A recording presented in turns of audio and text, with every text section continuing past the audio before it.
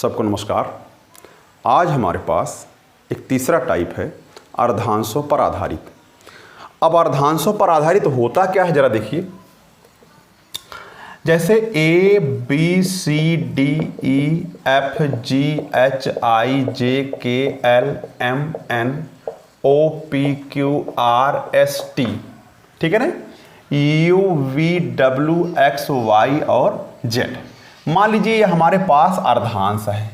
अर्धांश कैसे हो पाएंगे, क्योंकि 26 अक्षर होते हैं, 13 अक्षरों का ग्रुप बना दीजिए। उन्हीं 13 अक्षरों के ग्रुप को हम लोग अर्धांश कहते हैं। अर्धांश का मतलब होता है अर्ध मीन्स आधा और अंश मीन्स भाग, आधा भाग।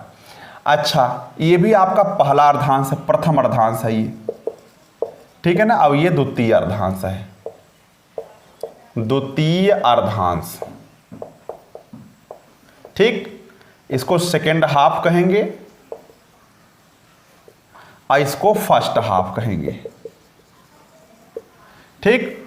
तो ये हमारे पास ही प्रथम अर्धांश 13 अक्षरों का, ए से लेकर के एम तक और एन से लेकर के जेड तक 13 अक्षरों का द्वितीय अर्धांश है।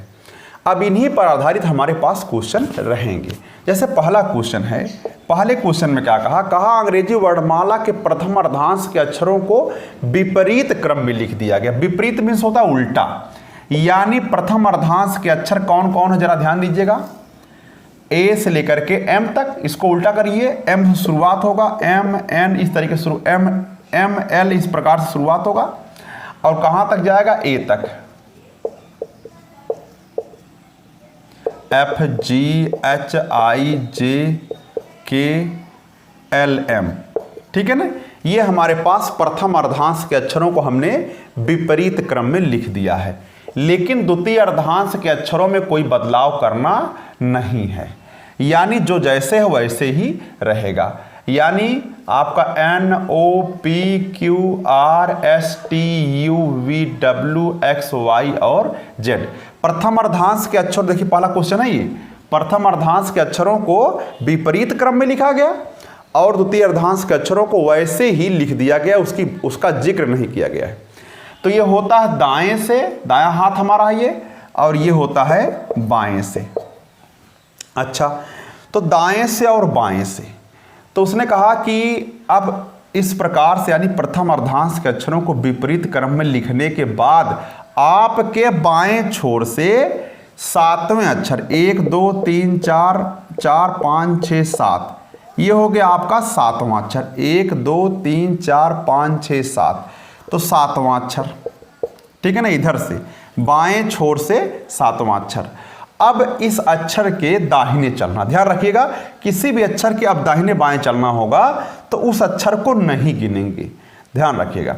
अब अगर हमको दाहिने चलना तो इस छोर की तरफ चलेंगे, 1 2 3 4 5 6 7 8 9, यानी आपका ये हो गया 9वां अक्षर दाएं चलने पर, यानी बाएं से 7वां और 7वां के दाहिनी ओर 9वां अक्षर, तो हो जाएगा आंसर में आपका पी हो जाएगा, ठीक। अगला क्वेश्चन चलते हैं।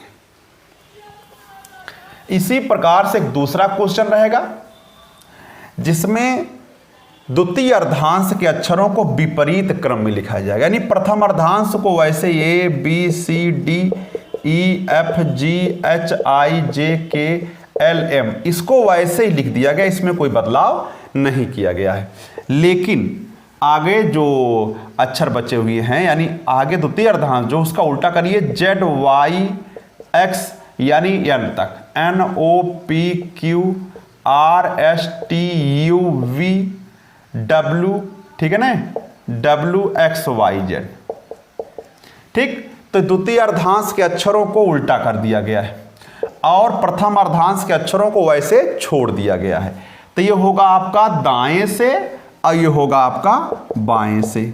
चलिए मान लीजिए क्वेश्चन पूछ लिया आपसे, कह दिया बताइए बाएं से 7वें अक्षर के दाएं 9वां अक्षर, ऐसे, या 10वां अक्षर, कुछ भी पूछ सकता है, ठीक है ना, या 7वां अक्षर ही पूछ लिया, अक्षर क्या है, कुछ भी हो सकता है, ठीक। तो बाएं से यानी इधर से गिनना है, 1 2 3 4 5 6 7, ठीक, 7वां हुआ। इधर से गिनने से बाएं से। अब इस अक्षर के दाहिने चलना है तो इधर चलना होगा 1 2 3 4 5 6 7, यानी आपको ये मिल जाएगा 7वां। ध्यान रखिएगा उस अक्षर को नहीं गिनेंगे, जहां तक पहुंचे उसको छोड़ करके ही गिनेंगे आगे 7 तक। तो आंसर हो जाएगा आपका जेड। चलिए, अच्छा ये हो गया। अब इसी टाइप से एक क्वेश्चन और पूछ सकता आपसे, जब अंग्रेजी वर्णमाला के दोनों अर्धांशों को विपरीत, तीसरा क्वेश्चन है, जैसे अगर दोनों को विपरीत कर दिया जाएगा तो आपका ये यम से शुरुआत होगा, यम यल के एंड सो ऑन, कहां तक ये ए रहेगा, A B C D E F G H I J K L M, ऐसे प्रथम अर्धांश को उल्टा लिखा गया है।